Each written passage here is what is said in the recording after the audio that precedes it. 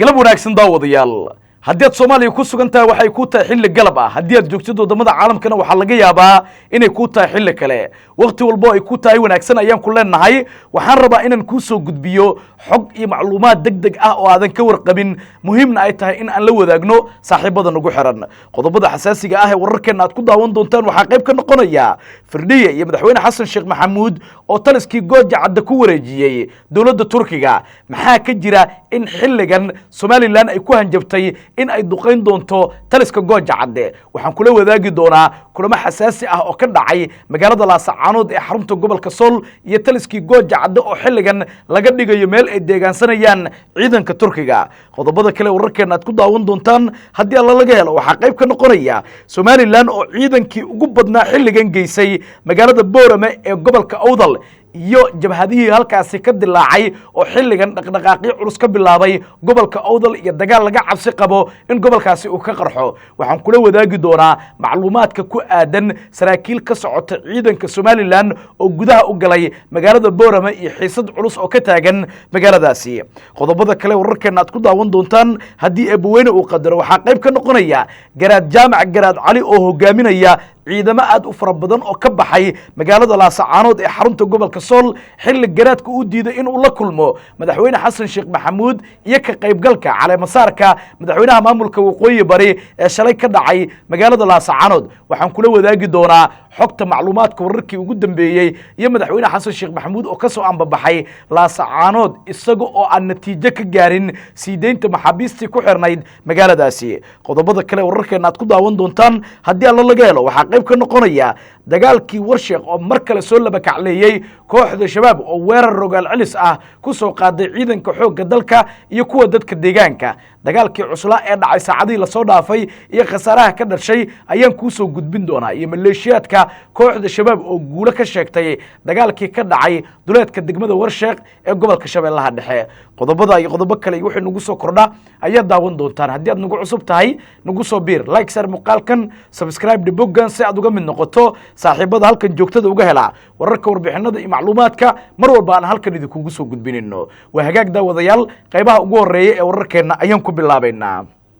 wargelin muhiim ah ma doonaysaa waalidkaaga oo dhintay ama sariiryaal oo xanuunsan in lagaaga soo cimreeyo bisha Rajab oo ka mid ah bilaha xurmada leh wax ka yar $300 ayaa lagaaga soo cimreynaya waalidkaaga waxaana fursadan kaaga faa'iideynaysaa shirkadda Taqwa oo ku sameysay qiimo dhimis ballaaran waxaa lagu soo duubayaa muuqaallo ku saabsan qaabka ay cimradu u dhacday haddaba wixii faahfaahin intaasi dheer nagala soo xiriir ciwaanada iyo telefoonada shaashada kaaga muuqda shirkadda xajka iyo cimrada ee Taqwa Xaj and Cumra ku dooro alla ka cabsi ammaano iyo adeeg hufan Cabdulqaadir Firdhiye hogaamiyaha maamulka waqooyi bari iyo madaxweynaha Jamhuuriyadda Federaalka Soomaaliya mudane Xasan Sheekh Maxamuud ayaa si rasmi ah taliska gooja cadde ugu wareejiyay ciidamo ka socda dalka Turkiga safiirka dalka Turkiga iyo saraakiil ciidan oo la socotay ayaa booqasho ku tagay xerada la yiraahdo gooja cadde halkaasi oo ahayd goobtii laga saaray ciidanka Somaliland sanadkii 2023 bishii 8 ee Agost 2023 kadib dagaal culus oo halkaasi ka dhacay ciidamo ka tirsan kuwa Turkida ayaa la filayaa in dhawaan ay ka degaan magaalada Laascaanood ee xarunta gobolka Sool iyadoo madaxweyne Xasan Sheekh Maxamuud iyo Cabdulqaadir Firdhiye ay aqbaleen in ciidanka Turkiga lagu wareejiyo saldhiggan gooja cadde taliskaasina uu noqdo goob laga difaacayo deegaanada iyo degmooyinka maamulka waqooyi bari gaar ahaan magaalada Laascaanood ee xarunta gobolka Sool sidoo kale taliska gooja cadde waxa uu noqon doonaa goob ciidanka Turkiga ay ku tababaraan ciidanka maamulka waqooyi bari iyo kuwa xoogga dalka ee la doonayo in geeyo magaalada la yiraahdo Laascaanood ee xarunta gobolka Sool maamulka Somaliland ayaa durbadiiba hanjabaad culus soo diray oo ku aadan in aan la aqbali karin xilligan in Turkida lagu wareejiyo taliska gooja cadde sidoo kale saldhig military halkaasi ay ka dhistaan maamulka Somaliland waxa ay ku hanjabeen in ay duqeyn doonaan magaalada Laascaanood iyo sidoo kale taliska gooja cadde haddii ciidamo ka socda Turkiga ay soo gaaraan magaalada Laascaanood ee xarunta gobolka Sool safiirka dawladda Turkiga waxa uu sheegay in ay dib u dayactir ku sameyn doonaan sidoo kalena si casri ah loo dhisi doono taliska gooja cadde halkaasi oo noqon doonta xero muhiim ah oo ciidanka lagu tababaro sidoo kalena ay talis military ka sameystaan ciidanka dawladda Turkiga madaxweyne Xasan Sheekh Maxamuud iyo sidoo kale madaxweynaha maamulka waqooyi bari cabdulqaadir firdhiye iyo ra-iisul wasaare xamse cabdi barre iyo safiirka dowladda turkiga u fadhiya soomaaliya ayaa xalay waxa ay ku wada kulmeen magaalada laasacaanood ee xarunta gobolka sool halkaasi oo ay uga wada hadleen xaalka guud ee deegaanada maamulka waqooyi bari hanaanka xilligan laga yeelayo iyo sidoo kale dhaqdhaqaaqyada culus ee markaasi soconaya madaxweynaha maamulka waqooyi bari waxa uu sheegay in taliska gooja cadde uu yahay mid ka mid ah ee awoodda koowaad ee maamulka waqooyi bari ay leeyihiin sidoo kalena loo baahan yahay in xilligan ee markaasi dib u dayactir lagu sameeyo taliskaasi loona dhiso qaab casri ah maadaama uu yahay taliska keliya ah ee laga difaaco magaalada xudunta u ah maamulka waqooyi bari ee laasacaanood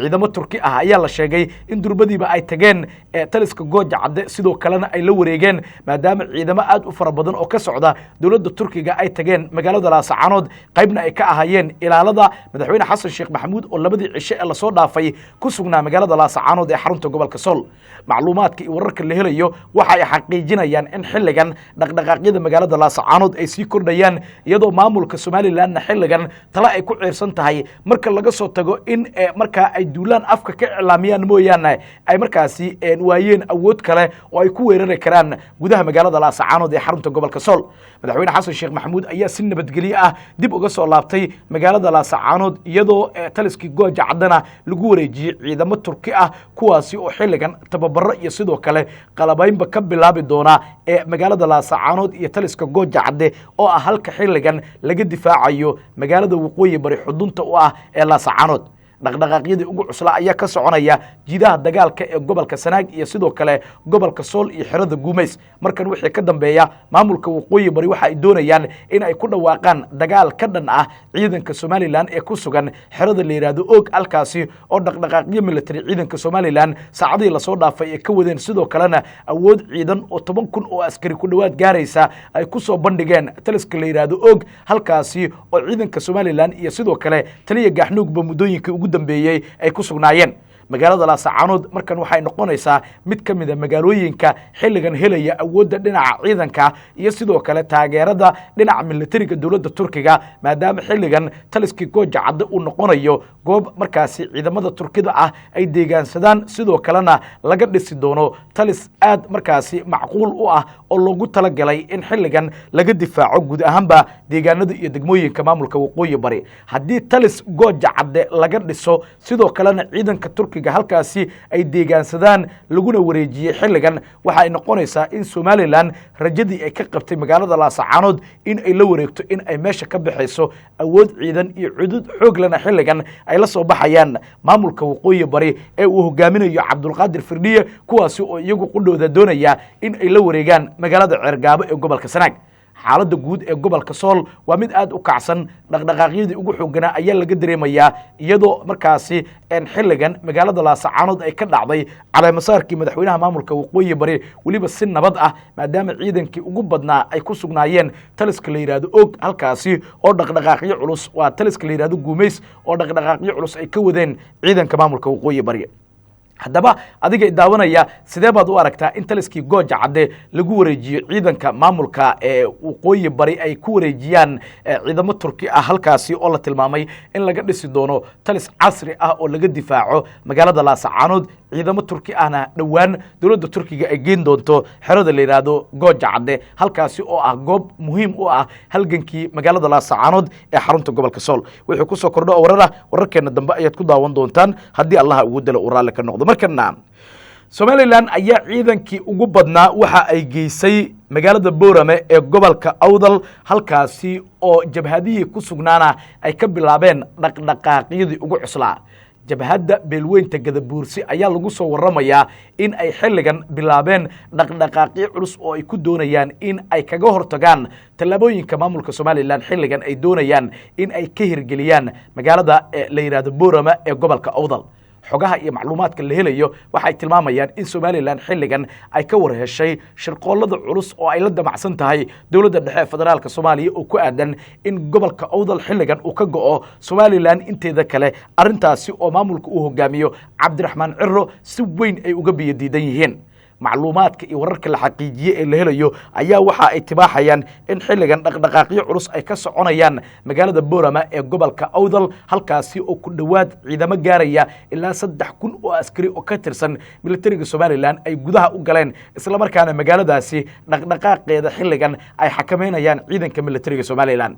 wararka la helayo waxay tilmaamayaan in ciidanka Somaliland iyo sidoo kale ciidanka jabhadda beelweynta Samaroon xilligan cabsi xoogan laga muujinayo in dagaal uu ku dhaxmaro magaalada la yiraahdo Boorama oo aanu ogeyn dagaalkii ka dhacay khasaarihii uu sababay in wali raadadkiisa ay ka muuqanayaan gudaha magaalada Boorama iyo sidoo kale meelo badan oo ka mid ah deegaanada iyo degmooyinka gobolka Awdal reer Awdal xilligan waxa ay doonayaan in ay ka go'aan Somaliland inteeda kale sidoo kalena loo aqoonsado maamul ka madax bannaan maamulka Somaliland ee uu hogaaminayo Cabdiraxmaan Cirro odayaasha dhaqanka iyo waxgaradka ayaa la tilmaamay in hadda kulan degdeg ah uu ga soconayo magaalada Boorama ee gobolka Awdal halkaasi oo la doonayo in lagu raadiyo maslaxad ee gobolka Awdal uu uga go'i karo Somaliland inteeda kale sidoo kalena lagu biirin karo ee Soomaaliya inteeda kale xogta iyo macluumaadka la xaqiijiyay ee la helayo waxay tilmaamayaan in ciidanka Somaliland lagu amray in ay ka hortagaan dhaqdhaqaaq walba oo dhinaca militariga ah oo laga sameyn karo gobolka Awdal sidoo kalena ay isku hareereeyeen meelo badan oo kamid ah gobolkaasi iyo magaalada madaxda gobolka Awdal ee la yiraahdo Boorama xogta iyo macluumaadka la helayo sidoo kale waxa ay tibaaxayaan in ciidamo ka tirsan militariga ee markaasi Somaliland xilligan ay buux dhaafiyeen magaalada la yiraahdo Awdal oo ka tirsan gobolka ee markaasi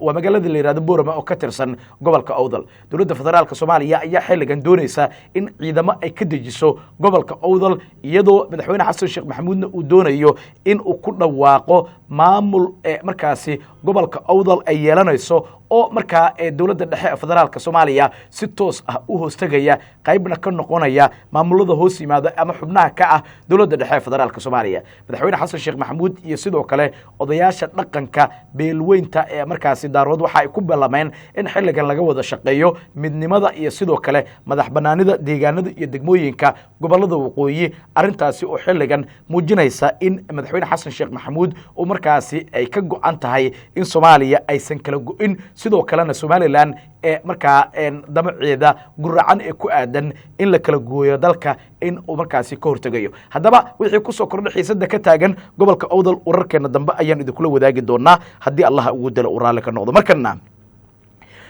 garaad jaamaca garaad cali garaadka guud ee beelweynta dhulbahante iyo boqolaal ka tirsan ciidanka maamulka waqooyi bari uu hogaaminayo ayaa saacad ka hor waxa ay ka baxeen magaalada Laascaanood ee xarunta gobolka Sool garaadka laba arrimoodba waa uu ka biyadiiday in uu madaxweyne Xasan Sheekh Maxamuud la kulmo in la sii daayo maxaabiista iyo sidoo kale in uu ka qayb galo caleemasaarka madaxweynaha maamulka waqooyi bari Cabdulqaadir Firliye